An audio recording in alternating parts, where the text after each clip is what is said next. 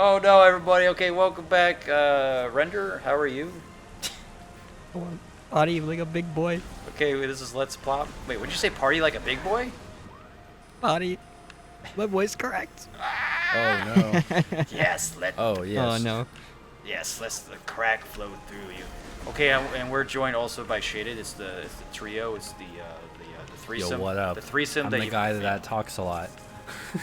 Well, it's either me or you that talks way too much. So I love game design and game talk, so I get into it. we have a lot. We're like the Game Talk tag team here. It's just making Render's ears bleed. But it's good fun. Ear bleeding is good. Oh yeah. On the end of the last episode, we're talking about early access. It's kind of fucked right now. You know what's getting out of early access, Shaded, that I've had for like 2 or 3 years is Baldur's Gate 3, baby! Oh Baldur's yeah. Gate I am very hyped for that actually. Wait, Render, what'd you say? Baldur's Gate 3. Oh, pew, pew, pew, pew. It comes out basically When I like come. in between D4 and PoE's new league, so it'll be a nice filler. Oh, there's gonna be a lot of feeling. Anyway, that game. Oh, I mean, early access felt great from the start, and I just can't wait to fart on that game. Oh yeah. Anyway, that's all for that. But yeah, check out Baldur's Gate 3. It's gonna, if you like Dungeons and Dragons, you're a big nerd like me, it'd be good for you. So since That we're is- playing a Nintendo game, Oh, Nintendo talk now. oh yeah. Oh, let's do it. Let's take out our Nintendo Wii's. I am absolutely Uh-oh. in love and blown away by Pikmin 4. Holy shit, Oh. you're getting blown by Pikmin's too. Lucky you. It is so good. Every time I watch you do it, or watching you do it, it looks very, very peaceful. It like the quality of life's better, the puzzles are better, the day night everything is just improved, and like Yeah. the worlds feel like worlds. The Pikmin are friggin' adorable. I read one of Yeah. the critiques is that the game's a little on the easier side because there's no time constraint like the first game or something. So, I can view it in a casual way because I'm watching my mom play it, and my mom's like an old school gamer. Like she likes the 2D side scrollers. Like 3D games confuse the fuck out of her, right? Yeah. But Pikmin, because it's more like an RTS kind of, she Yeah. gets that where she doesn't have to like for instance, like playing Mario 64 was a struggle for her because going from Mario World where you're side scrolling to suddenly 3D, she just doesn't get 3D. Like she can yeah. play 3D games, but it's just hard, right? Sure. So for me, I've been playing Pikmin 4 and it is on the easier side, but it's still fun. Yeah. And for her, she doesn't think it's easy at all. She's like, Oh, shit. I go upstairs, she's fighting a boss, and she's like, this fucking fucker, and getting upset at him, and like, Oh no. she's raging out and having a good time still. But I think what people are kind of missing is that Yeah. Pikmin's always been like that to a degree. On the more casual side, I guess, laid back. Yeah, it's like a casual RTS with little creatures, and you Yeah. puzzle solve with them. It's You have cute. to use the right ones, and I don't know what people are expecting, but as a more hardcore gamer, I'm still enjoying it. Even though it is easier, it's still like very enjoyable to solve puzzles and like beat enemies and whip Pikmin at things. I mean, And for her, it's like a good challenge because she's not like a hardcore gamer, right? So yeah. I don't know. I guess I can say for the casual, she's having an absolute blast, and she thinks like there's easy parts, there's difficult parts, I mean, and it's marketed towards like anybody can play, right? that's what I was gonna say. I mean, I think that's what they were going for. They wanted to make it more accessible or more mainstream this time around. Because Pikmin, I feel like Pikmin was always that like cult following type of series. It is a very niche game. Yeah, and I think that's cool and all, but Nintendo somehow knows how to make the best of both worlds, make it mainstream but still fun as hell. Oh yeah, that's something they nail constantly. So- is they just make fun games. Yeah, and that's in conclusion. It's like if the game's fun, then who gives a shit if it's hard or not? You know what I'm saying? Like whatever. Yep. Big fucking whoop. Yeah. Yeah. Once that because- microtransaction and all the other stuff gets into play, things get complicated really quick. Yeah, it becomes an Avril Lavigne song real quick. Yeah. I think the problem with a lot of critics and the criticisms Just of critics things like in general, this yeah. is they don't realize the market for that like product where it's like, yeah, the guy who's playing Elden Ring and does no hit runs is probably gonna think Pikmin 4 is easy as baby. Dude, like, he would think Elden Ring's easy as shit if he's doing no hit runs, you know? It's like right. it's So subjective. it's all subjective, and I think critics tend to forget that, you know, when they're playing the game, they're having their own experience, and if they're good at it or if they're not good at it, right? Which is it happens on both sides. Like, look at the Cuphead thing, right? Yeah, That oh my guy god, was yeah. god awful at it, and Yeah. he's ripping into it, but it's like, So fucking no, you're stupid. just not good at it. Yeah. And this isn't, if you can't figure it out, this is not a game for you. Yeah. Which Not doesn't their mean cup it's of tea. bad. Doesn't mean it's bad at all. That's the whole thing with any Soulsborne game, any Dark Souls, Yeah. Bloodborne. The game's too hard, so it's bad, and that was the whole thing. It's like Elden Ring should have had like an easy mode option. I'm like, no, it shouldn't. This is the way these games are. That's the whole thing with the people doing the videos and the reviews and stuff. Like, you know. Yeah, it's just Just- whiny Yeah. baby stuff. I'm like, bro, Yeah. it's not meant for you to play that. You know, you gave it a shot. Like, take the loss like a champ, and then to move on. Not cry about Right. it Not on even the internet. upload that whole kind of thing. Yeah, just It's like not even crazy. upload it. I think a lot of people tend to think that, like, there's a lot of self-centered people who they yeah. don't think about other people. They get like paid that. to whine. Yeah, and that too, right? Where Yes. I mean, I look at it every way, right? Because I've played games with like exes and like family where, like, you know, Luigi's Mansion 3 is an amazing example of that. So where fun. I played through it the first time and I blasted it and I thought it was really good, and I was able to just get through it really quick because I'm just, you know, I play a lot of games and You're a god. I'm a god sometimes at games. All right, thank you. And then what's funny is I played it again, but I played it co-op with Sarah, who wasn't, she's not a big gamer. Dun, dun, dun. And it was a very different experience where I was like, So, because to yeah. me, I understand video game logic and video game puzzles, but to someone who doesn't play games that Yeah, often, it's a new experience or something. Mhm. It's a whole Yeah, different it's- ball game. Yeah, that's and great. she would look at puzzles I had solved and solve them differently because she doesn't Yeah. look at it the same way. And that's the number one thing I think critics forget the most, is that not everybody plays the game the same way or thinks the same when they play, right? No, that'd be so fucking boring. Yeah, and that's why, like, Elden Ring, it's challenging, but for me, I'm more of a patient person sometimes with stuff like that. Yeah. So, as challenging as it was, I got through it. I beat the game in 42 hours, Wow. which felt pretty good. And I had some help from Torch and some homies. Oh, I remember that. And, you know, overall, the boss fights are designed to be, it reminds, whenever I talk about Souls, it's funny, this is how much of a boomer I am. I relate it to Castlevania because Okay. Symphony of the Night, and if you think about it, Demon Souls and Dark Souls Yeah. and stuff like that, they're basically all Metroidvanias. Yeah, you're always backtracking. You're always going to the same And old you're- spot. You know, and if the door's locked, you have to figure out how to get through the door, and then you need an item. Well, now I need to, you know, same, very same. Yeah, And ain't nothing wrong with that too. I was like, this game is only, I could see this game being incredibly frustrating and hard if you don't have patience, And guess what? Nowadays, when nobody I- has that. right? Very So when I'm true. fighting the bosses, and it's funny because Torchman was really impressed with a lot of my fights because I would wait, and this is from me playing Super Castlevania 4 as a kid, Ooh. where you would wait to see the attack pattern of the enemy, right? Yes, And in a lot of Super Nintendo games, that was how it was. that's You exactly true. Mechanics. So know the mechanics same and thing, how to react. Yeah, yeah. Yes. So the same thing kind of applies to Elden Ring, where watch the boss, what does he do? Be patient, and then know when to strike, right? Yes. And I think a lot of players who say the game's bullshit, they think it's a hack and slash It's where not. I should just run up to him, hack him, and it's like, no, you have to like watch his mechanics, dodge No the one to mechanics, dodge. Yeah. This is know when to hit. It's the old school way of thinking. Like every NES game was like that. Like fucking Mega Man is all about that. Yep. Turret.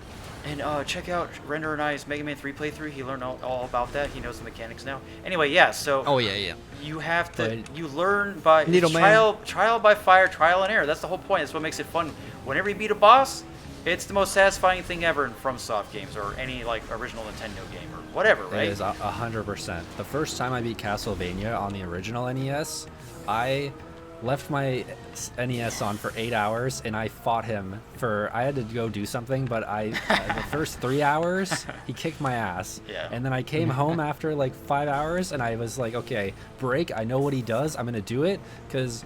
The problem is when you keep throwing your head at the wall and it's not working, you have to walk away and come back. Yeah, You come yeah, back, for sure. and then I destroyed him. And when I got to the end cutscene, I was like, this is the first time I've ever seen this in my entire life, and I've been playing this game for 25 fucking years. It was incredible. And it's the same thing in like Elden Ring, is that when you do figure out and you do kill that fucker and he goes down, and then you read that message of like, I did it, and you upvote it and you're like, you're goddamn right I did it. Get fucked, Yeah, boss. it's Like, it's rewarding. it's this universal feeling of success. And that, you know what, going back to Mega Man 3, I couldn't beat that game as a wee lad, like 5 or 6, because it was fucking hard as hell.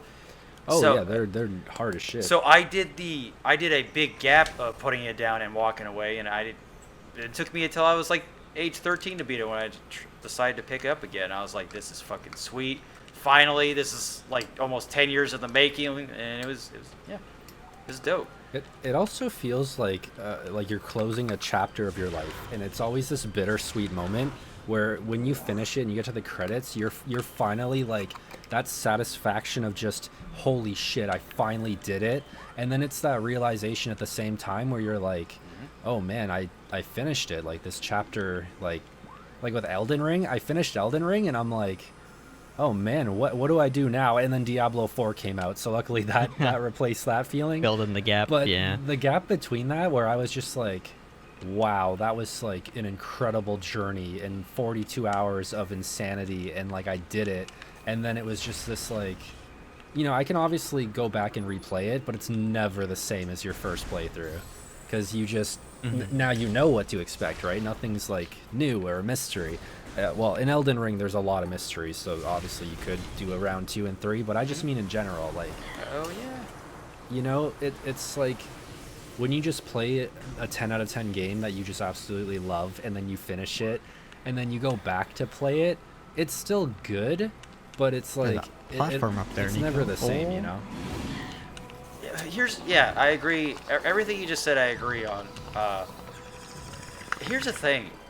Why are people in a hurry to beat a game? You know what I'm saying? Like, what's the rush? What's going on? You got like some fucking deadline or something? You got like 10 games? I think a lot of people do, right? Yeah, They, big time streamers are like that. You know, they gotta go to the next one. Yeah. Gotta go to the next one.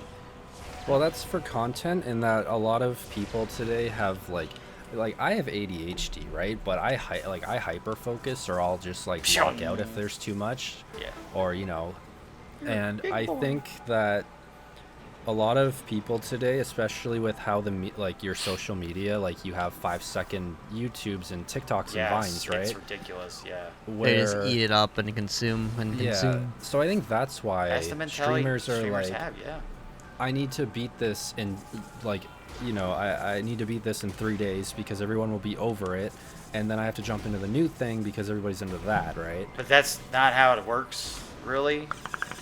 Oh no, not at all. But Because people are making YouTube content of video games that came out like 30 years ago, and people still care about it. So it's just, yeah, very Right. good mentality to have. But that's like maybe they're just so, what is it, like, I think the other thing too under is, pressure for some weird reason. well, that's the thing when you turn streaming into a job like that, and you have 10,000 people watching you, and that's Yeah. now your source of income, right?